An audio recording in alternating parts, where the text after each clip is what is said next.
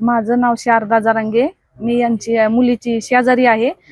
त्या लिंबळकर PSI लिंबळकर यांची आई वडील इथं सकाळी 10ला आले होते.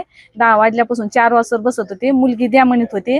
मी तरी पण त्यांना एवढं म्हणलं, तुमचा मुलगा PSI आहे, तुमच्याकडे बागायती शेती आहे, मग तुम्ही का मागणी करते? तिच्या भाषेला म्हणलं, इथं गावात त्यांची भाषी आहे. तर ते म्हणले काय माहित आम्हाला. म्हणलं आता नातेवाईक आहे पहिलं जवळचं.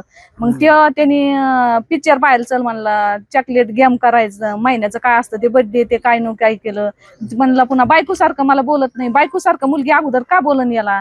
यांनी फिरून आणली, इकडे तिकडे हिंडून आणली. पण हे PSI आहे, शासनाचा हे आपल्यासाठी आहे ना. याने असा धोका द्यायला नाही पाहिजे. गरीबाचा न्याय निवडणार आहे. पण हे स्वतः जर असं करायला लागल्यावर मग कसं व्हायचं?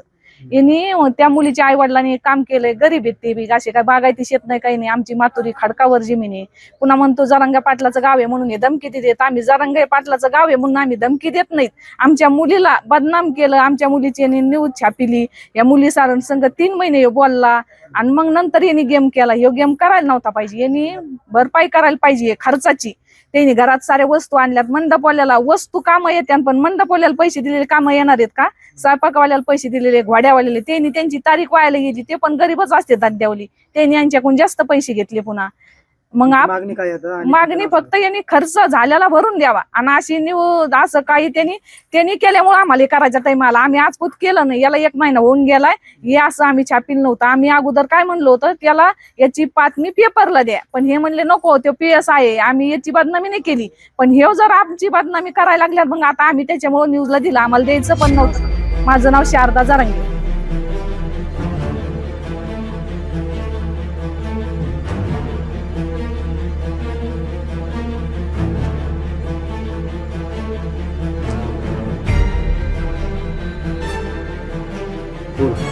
मी जरांगे रामप्रसाद, मुलीचा भाऊ. आमचा दिनांक 21 तारखेला लग्न ठरलेलं. टिळा झालेला 14 डिसेंबरला. आणि टिळा झाल्याच्या नंतर आम्ही लग्नाचे कपडे घेण्यासाठी पुण्याला गेलेलो. आमच्यासोबत नवरदेव उपनिरीक्षक पवन निंबाळकर साहेब हे आणि त्यांचा एक मित्र स्कॉर्पिओ गाडीने गेलो. गेल्याच्या नंतर आम्हाला दुकानामध्ये सोडलं गेलं. तिथून ते आम्हाला कपडे घ्यायला आमच्यासोबत नव्हते. त्यांनी दुसरीकडे कपडे घेतले. आणि कपडे घेत असताना त्यांनी फोन केला की तुम्ही तुमचे चॉईस करा कपडे, मी तिथं कपडे घेत नाही, मी दुसरीकडे घेतोय. मी विचारलं की असं का बाबा? की ते म्हणले नाही, मला इकडे शिवायचे. कपडे घेऊन आलो. घेऊन आल्याच्या नंतर तेचगावमध्ये त्यांनी आम्हाला सोडलं. त्यांनी दुसरी गाडी बोलवून घेतली. बोलवून घेतल्याच्या नंतर आम्हाला 2 आमचे त्यांच्यासोबत व्यक्ती होते, ते 2 बसवले आमच्या गाडीत. ते म्हणले हे माझे जोडीदार सोडतील तुम्हाला. मग ते त्या दुसऱ्या मार्गाने निघून गेले. असं केल्याच्या नंतर हा प्रकार झाला आदल्या दिवशी. दुसऱ्या दिवशी नंतर त्यांचा फोन आला मला, की फोन आला तुम्ही चकलांब्याला या, आमच्या घरी या. घरी आलं. आम्हाला वाटलं काहीतरी बोलायचं असेल, पुढचं नियोजन वगैरे. गेल्याच्या नंतर त्यांनी आम्हाला असं सांगितलं की मला तुमच्या मुलीसोबत लग्न करायचं नाही. हे ऐकल्याच्या नंतर आमच्या पायाखालची जमीन घसरली. ते झाल्याच्या नंतर आम्ही का नाही करायचं? की ते म्हणले ही मुलगी मला शोभत नाही, ग्रामीण भागातली, असे काहीतरी वेगवेगळे आरोप केले, उत्तर दिले त्यांनी. मग हे केल्याच्या नंतर आम्ही तिथं बोलल्याच्या नंतर की ते म्हणले ठीक आहे, तुम्ही ऐकत नाहीत ना. की त्यांनी आम्हाला त्यांच्या जी वर्दी होती पोलीस डिपार्टमेंट, त्याला एक अडकवलेली गन, त्याचा धाक दाखवला आम्हाला. की तुम्ही कसं काय नाही करत का? आम्ही पोलीस डिपार्टमेंट, माझं कुणी वाकडं करू शकत नाही, अशी मला सवय लागलेली, हे मी असं किती का करत आलोय. असंच पोखरीचं प्रकरण एक झालेलं त्याच्या अगोदर. आणि हे करत असताना आमची त्यात बदनामी झाली. आम्ही गावाकडे आलो, मध्येचे लोक कोण प्रयत्न केला, परंतु आम्हाला त्यात काही इनपुट भेटलं नाही. मग हे करत असताना आमच्या चुलत्यांनी जो 1-1 रुपया गोळा केलेला तो पूर्ण त्या लग्नासाठी लावला होता, तो पूर्ण आज आमचं कुटुंब उद्ध्वस्त झालेलं आहे, आमचं याच्यावर आलेलं आहे. आणि ह्या बाबतीत आम्हाला न्याय मिळावा आणि पोलीस प्रशासनाला एवढीच आमची मागणी आहे की याच्यावर लवकरात लवकर काहीतरी याच्यावर कारवाई करावी, त्यांना निलंबित करावं. कारण ते जर सिस्टीममध्ये असेल तर काही ना काहीतरी करतात ते, आणि आम्हाला वारंवार धमकी देतात की मी पोलीस डिपार्टमेंटमध्ये आहे, माझं कुणीच काही करू शकत नाही. माझं नाव रामप्रसाद जारांगे, मुलीचा भाऊ. भावना काय आता आम्ही इतका खर्च 1-1 रुपया जमा केलेला आहे, इतका खर्च झाला आमच्या, असा जीवाला धक्का बसला. असं एक ही घटना घडली, सारं झालतं लग्न 8 दिवसावरच आलतं. आमचे सारे लेकरं बाळ सारे हे दिनालेवानी बसले. मग हे असं हे करायला नव्हतं पाहिजे.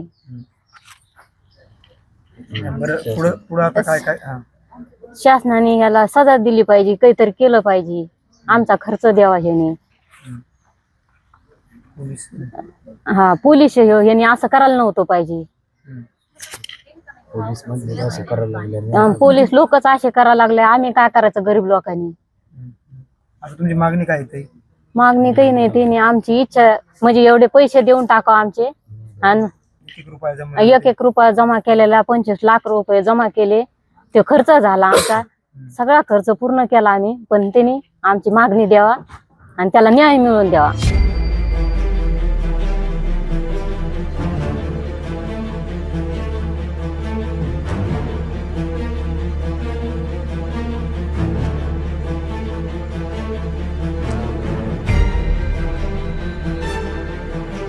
एफ.आर.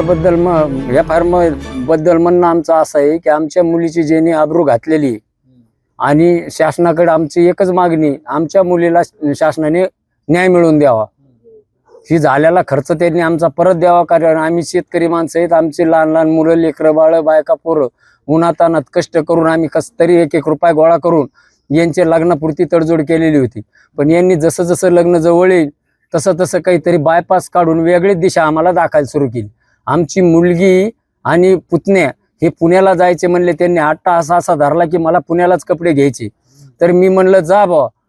पुण्याला कपडे घ्यायला गेल्याच्या नंतर त्यांनी ते कपडे पुण्याला न घेता मुलीला आणि पुतण्याला एका दुकानात सोडून दिलं आणि हे कुठेतरी आळंदीकडे निघून गेले. आणि त्यांनी कपडे घेतले नाही, काही नाही. आमच्या पुतण्यानी त्यांना मोबाईलवर हे टाकलं की भाऊजी आम्ही अशा साड्या घेतल्या, तशा साड्या घेतल्या. ते म्हणले हो मी इकडेच घेतले तर इकडेच शिवित असतो. तरी त्यांनी ते लग्न जमायच्या टायमाला साखरपुड्याला मी 7-7 ग्रॅमच्या 2 अंगठ्या घेतलेल्या आहेत. त्याच्यानंतर मी बस्ता बांधलेला आहे, 2 लाख रुपयाचा बस्ता आहे. लग्नासाठी बँड लावलेला आहे 50,000चा. हे 7-7 ग्रॅमच्या 2 अंगठ्या केलेल्या आहेत. हे साड्याचा बस्ता बांधलेला आहे, साड्या नाट्याचा. त्यानंतर बँड लावलेला आहे 50,000चा. त्यानंतर हे स्टीलचे भांडे घेतलेले आहेत 45 ते 50,000ची. त्यानंतर मुलीचे हे फर्निचर हे इथं बीडला घेतलेला आहे. एवढा असा मिळून खर्च 14 ते 15 लाखापर्यंत खर्च झालेला आहे. हे पत्रिका छापल्या, हा लग्नाच्या पत्रिकेत कमीत कमी 1000 ते 1200 पाहुण्याला पत्रिका बी वाटलेल्या आहेत. आता आमची मागणी आमचा झालेला खर्च द्यावा आणि आमच्या मुलीला न्याय मिळवून द्यावा. ज्ञानेश्वर दिनकर जरांगे, राहणार मातुरी, तालुका शिरूर, कासार, जिल्हा बीड.